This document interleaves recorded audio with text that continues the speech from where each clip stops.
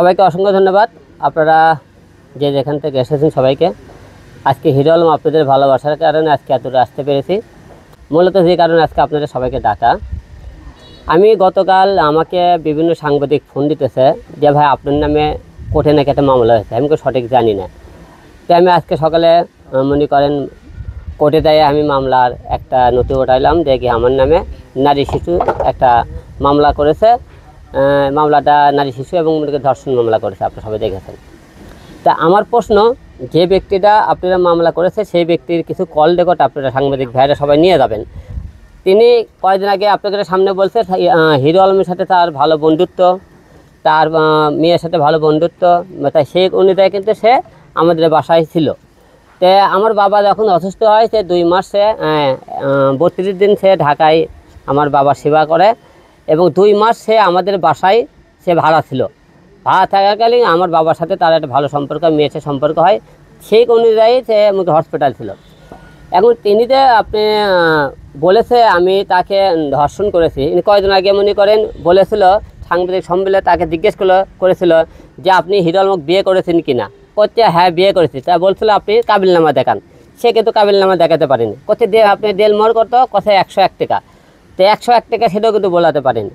এখন যে ব্যক্তি একের পর যে গুজবগুলো ছড়াইতেছে, আর এই গুজব ছড়ানোর পিছনে 1 নম্বর মূল হাতি হলো রিয়ামণি। রিয়ামণি বলতেছে আর আমাকে ফোন করে বলে তুই আমাকে বাদ দিয়ে 10টা বিটি ছেলে নাচ গান করবো, তোর ব্যবস্থা করতেছি, তোর 14 শিখে ভরে রাখবো। রিয়ামণি কিন্তু রিয়ামণি আমাকে মনে কি তার কাছে আটকানোর মতো কোনো রকম তথ্য প্রমাণ তার কাছে নাই, কারণ তাকে তখন ডিভোর্স দিয়েছে, সে আমাকে আটকাতে পারতেছে না। আর এবার ডিভোর্স তার নিজের ভুলের কারণে সে ডিভোর্স হয়েছে, এই কারণে সে যে আমার বিরুদ্ধে মামলা করবে তাও করতে পারছে না। তার যে মনে করেন কাগজ সেটা আমি তাকে বুঝিয়ে দিয়েছি। এখন মাঝখানে সে এই মেয়েকে খেলতেছে। এই মেয়ে একবার বলতেছে, মেয়ের নাম হল মিথিলা, আপনারা সবাই জানেন। এই মেয়েটা একদিন পর পরই সে লাইভ এসে কান্না কেটে করে করতেছে। রিয়ামণি আর ওই 2 জন সাংবাদিক সম্মেলন করতেছে, সে অনেক কিছু বলতেছে দেখতেছেন। এখন প্রশ্ন হলো যে আমার মেয়ের বয়স হলো 13 বছর। 13 বছর আমার মেয়ের বয়স। সে আমার মেয়ে তো 13 বছর বয়স, সে তার বলতেছে তাই নাকি প্রেগনেন্ট ছিল। তো প্রেগনেন্ট ছিল কত মাসে, সাংবাদিক জিজ্ঞেস করছে 1.5 মাসের। কত 1.5 মাসের হলে আপনি প্রেগনেন্ট থাকেন, তো আপনি যে বাচ্চারা নষ্ট করলেন, আলম কি জানে? কয় না। আপনি কি গর্ভবতী হয়েছে? আলম জানে? কয় না। তে আলমের মেয়ে 13 বছর বয়স, সে তোমাকে বলো বাচ্চা নষ্ট করো, তুই বাচ্চা নষ্ট করলে কাক দিয়ে, কাক শুনে? তো আমার কথা হলো যে সে যে সমস্ত বক্তব্য দিতেছে যে রিয়ামণি তাকে যে এই চালটা খেলাইতেছে এবং সে মানুষের কথা উনিয়ে চলতেছে, আমার কথা আইন চাই, সাক্ষী প্রমাণ। আপনি তাদেরকে বলবেন তার সাথে আমার দল বিয়ে হয়েছে, বিয়ের কাগজ দেখাবেন এবং 4 দল বাচ্চা পেটে থাকে, সে 1.5 মাস আগে দল বাচ্চা পেটে এসেছিল, সে বাচ্চা আমার মেয়ের কথা উনি সে নষ্ট করেছে, আমার কথা বলেনি, তা আমি জানিও না। তো তার সাথে যে আমার শারীরিক কোনো সম্পর্ক থাকে সেই প্রমাণটা আপনাকে দেখায়, কারণ ওই মেয়ে সম্পূর্ণ আপনাকে আমাকে হ্যারাসমেন্ট করার জন্য রিয়ামণি এই খেলা খেলতেছে। আর প্রশ্ন হলো যে আপনারা কয়েকদিন পর পরই আমি মিডিয়ার সামনে কথা বলতেছেন, এই যে আর আমার সম্মান মান কয়েকদিন পরে হয়রানি করার চেষ্টা করতেছে, অবশ্যই এদের বিরুদ্ধে একটা মানহানি মামলা অবশ্যই করবো। এরা তো এই তথ্য প্রমাণ করতে না পারে, রিয়ামণি এদের নামে অবশ্যই কিন্তু আমি মামলা করবো। মূলত কথা তারা আমার সম্মানটা হানি করার জন্য উঠে পড়ে লেগেছে আর কি। আপনাদের কাছে এই দুটো আছে, তারা যে আমার বিরুদ্ধে মামলা করেছে সম্পূর্ণ মিথ্যে বানোয়াট, এবং সে বলেছে মিডিয়াতে হিরো আলমের কাছে আমি কাজ করার জন্যই গেছিলাম, কাজ করে আমাকে নায়িকা বানানোর কথা কয়ে সে এই কথা বলছে।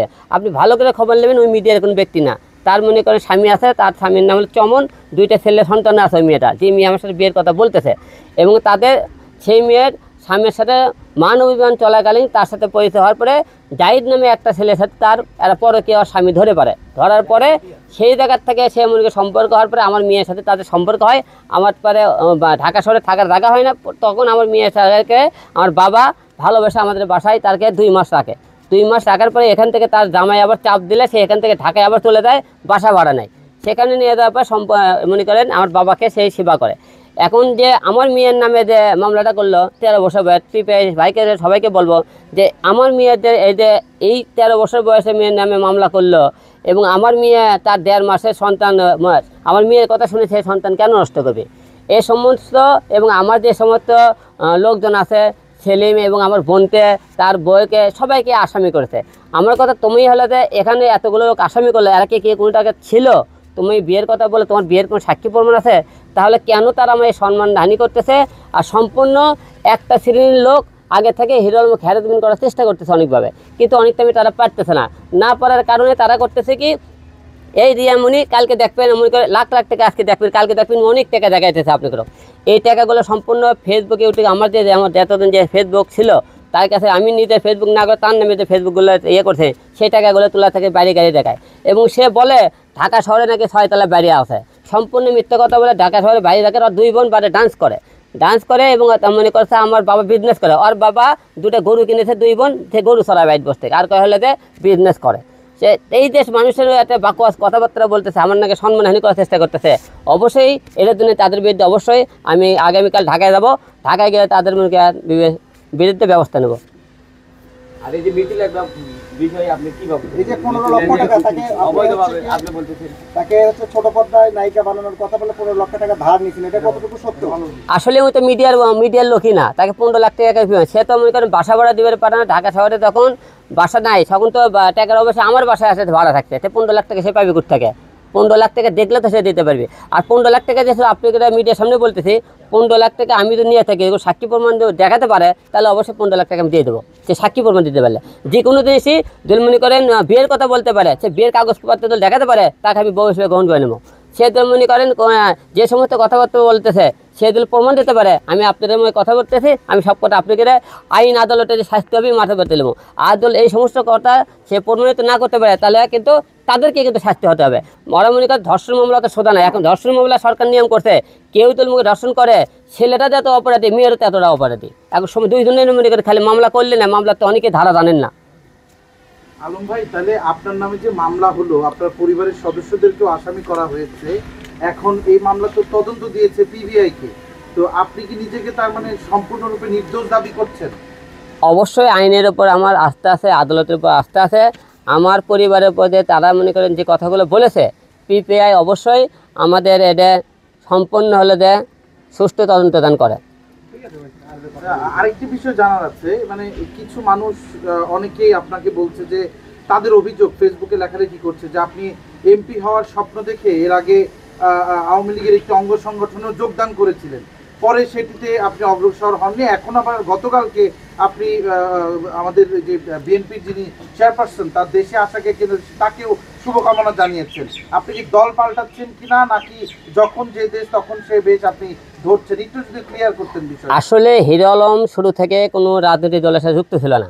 আপনারা অনেক টাইমে অনেক জায়গায় দেখেছেন, আমরা আওয়ামী লীগের টাইমে যারা বাংলাদেশের সমস্ত সেলিব্রিটি আছে, নায়ক বলেন নায়িকা বলেন, তারা বিভিন্ন প্রোগ্রামে তাদেরকে কিন্তু টাকাতে নিয়ে দেওয়া হয়। বিয়ে বলেন, সেমিনার বলেন, আওয়ামী লীগের পার্টি বলেন, বিএনপির পার্টি বলেন, আমরা কিন্তু যে কোনো জায়গায় যাই। সেখানে দেওয়ার পরে আপনাদের মধ্যে অনেক লোক অনেক রকম প্রশ্ন করে, সাংবাদিক ভাইরা, যে আপনি যে আজ আওয়ামী লীগের আপনি একটা অনুষ্ঠানে এসেছেন, আপনি কি আওয়ামী লীগে যোগ দিয়েছেন কিনা? দিকে বিএনপির একটা কোনো প্রোগ্রামে গেলে কি আপনি কি আবার বিএনপির যোগ দিয়েছেন কিনা? আমরা তো আগে থেকে স্বতন্ত্র ছিল, হিরো আলম এখনও স্বতন্ত্র। আপনারা আজ পর্যন্ত কিন্তু কোনো দলে মনে করে কাগজ কলমে দেখাতে পারবেন না হিরো আলম এই দলের সাথে যুক্ত ছিল, এমন কোনো দল আপনি দেখাতে পারবেন না। আমি যে কোনো লোক আমরা যে কোনো পোস্ট করতেই পারি, কিন্তু আপনি হলে যে তাই বলে মনে করেন বিএনপির নিয়ে পোস্ট করলে বিএনপির গেছে, জামাতের নিয়ে পোস্ট করলে জামাত গেছে, আওয়ামী লীগের নিয়ে পোস্ট করলে আওয়ামী লীগের, তা না। আমরা যেহেতু আমরা পাবলিক ফিগার, আমাদেরকে লোকজন ফলো করে, দেশের যে কোনো ভালো মন্দ কথা আমরা অবশ্যই আমাদের পেজে কিন্তু লিখতে পারি। আমরা একটু জানতে চাই তাহলে হিরো আলমের এখনকার স্ট্যাটাসটা কি, আমাদেরকে একটু খোলাসা করে বলেন। আপনার সাবেক বর্তমান এই যে এখন যে ওয়াইফ, কেউ বলে 4টা, কেউ 5টা, কেউ 6টা, এটা তো একমাত্র আপনিই জানেন যে আপনার আসলে আপনারা কয়দিন ধরে সবাই জানেন আমার 3টে বিয়ে হয়েছিল। আপনি প্রথম পক্ষে বইয়ের নাম সুমি জানেন, দ্বিতীয় পক্ষে নুসরাত, তৃতীয় হলো আপনার রিয়ামণি ছিল। 3টে মনে করেন 2টা মেয়ে মিডিয়ার মেয়ে ছিল, একটা আমার মনে করেন হলো গ্রামের মেয়ে ছিল। এখন আমার 3টে বউ কী কারণে গেছে সেটা কিন্তু আপনাকে উদাহরণ করে দিয়েছি। মনে করেন আমার প্রথম বউ মনে করেন সুমি, যে আমার মার সাথে ঝগড়া করে বাসা থেকে বের হয়েছে, আপনাকে গত পর্বে বলেছিলাম যে করছে তুমি বাসা আলাদা করলে আমি আবার আসবো। আমি তো আপনি দেখছেন যে বাসার সামনে কথা বলেছে, এই বাসাটা দ্বিতীয়বার আমাকে করা, এই বাসাটা কমপ্লিট হলে তাকে আমরা আনার চেষ্টা করি, সেইটা আমি শুনতেছি আরেকজনের সাথে মনে করেন বিয়ে বসে গেছে, তা আমরা জানি না। দ্বিতীয় নুসরাত আসলে নুসরাত আমার জীবনে আসার পরে বললো আমি তোমার সাথে সংসার করবো, সব কিছু করবো, কিন্তু আমার 10 জনের সাথে শুটিং করতে দেওয়া লাগবে, আমি তোমার সাথে বিয়ে হচ্ছে নাই খাওয়ার জন্য। তখনই নায়ক যখন করে না 10 দিন শুটিং করা দেবে না, আমার সাথে করতে হবে। যখন করতে মানা করলাম, সে বললে হিরো আলম পরে কে করছে তাকে তাসে আমাকে মারধর করে আমি গেলাম না।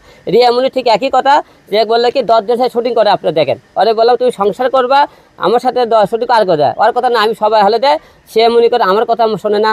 আমার বাবা অসুস্থ হসপিটাল ছিল, মৃত্যু অবস্থায় ছিল, মারা গেল, সে বিভিন্ন ছেলে নিয়ে কিন্তু নাচ গান করে ভিডিও বানায়। এখন এটার প্রকৃত চাল হল রিয়ামণি। এই মেয়েটাকে যে মূলত খেলাইতেছে রিয়ামণি, যে সাংবাদিকের সামনে কথা বলে, মেয়ে মানুষ তো কাউকে চেনে না, উই কিন্তু সাংবাদিকের সামনে নিয়ে যাইতেছে। এবং উই আর মেয়ে আবার দেখবেন ওরা দুইজনে সেই যে গালাগালি তারকে কল রেকর্ড শুনবেন, দুইজনে সেই গালাগালি তারা আবার 2 দিনই গলা ধরে ঘোরে, 2 দিনই ইয়ে করে মনে করেন হলে আমার নামে মামলা করতেছে। তার এর মধ্যে বোঝা যাবে মূলত টার্গেট হলে রিয়ামণি এখন একটা রিক্সাওয়ালা দেখলে থু মারে। হ্যাঁ, কারণ তুই বাপ হলে তো অসুস্থ ছিল হসপিটালে, তুই হলে নাচ গান দেখলি ইস্কালা থু মারে, বলতো মুখ দেখাতে পারতে না, সমাজে রাস্তাঘাটে বাড়াতে পারে না। এখন এরই পরিকল্পনায় আমার সম্মান কি এটা হানি করা যায়, এই জন্য সে করতেছে কি এই মেয়েটাকে নিয়ে খেলতেছে। আপনার সবাইদের বাংলাদেশের একটাই নিয়ম, পুরুষকে দমন করার জন্য নারীদের দমন করতে হয়। পুরুষে কোনো ডিস্টার্বেলি কয় যে ওই মেয়ের চরিত্র খারাপ, ওই মেয়ের চরিত্র খারাপ, ছেলের চরিত্র খারাপ, আমরা ছেলেরা দিই দোষ মেয়েকে, মেয়েরা ছেলেকে রোগ দেয়। মূলত চরিত্র খারাপ কার আপনারা কিন্তু দেখবেন ছেলেকের উপরে মনে করেন মূলত উঠতে আসে যে ছেলেরাই খারাপ, কিন্তু ছেলেকের কথা বলে ঠিকই কিন্তু প্রমাণ করতে পারে না। তাহলে মামলাটা করতেছেন কার কার নামে এখন, নাকি এখন মামলা করবো আমরা রিয়ামণির নামে মামলা করবো আর মিথিলার নামে, কারণ এরা দুইজনে মনে করে আমার সম্মান হানি করতেছে। এবং এর সাথে যেগুলো সাক্ষী আছে, যে আমার মনে করে আমাদের কিছু তেলাপেলারকে বৌড়ার 2-4 দিচ্ছে সাক্ষী, তারপর আরও মনে সেরকম কিছু তেলামেলারকে মনে করে নিয়ে উস্কানি দিচ্ছে। যে সমস্ত উস্কানি দিতেছে তাদের আমি কে তাদেরকে উস্কানি দিচ্ছে, তাদের বিরুদ্ধে ব্যবস্থা হবে। কারণ আমি 2 দিন পর পরে আপনাকে মিডিয়ার সামনে এটা কেন এত কথা বলবো, এই আপনাকে কেন 2 দিন পর কথা বলো, আমার সম্মানহানি করে উঠে পড়ে কেন লাগছে? আমার কথা তোমাকে ডিভোর্স দিয়ে দিচ্ছি, তোমার মনে তুমি আমার মনে আমি, তুমি কার সাথে গান করে নাচ, আমি তো একবারও বলতেছি না। আমি তোমার অন্য সাথে নাচ গান করলে তোমাদের জলে কেন এখন?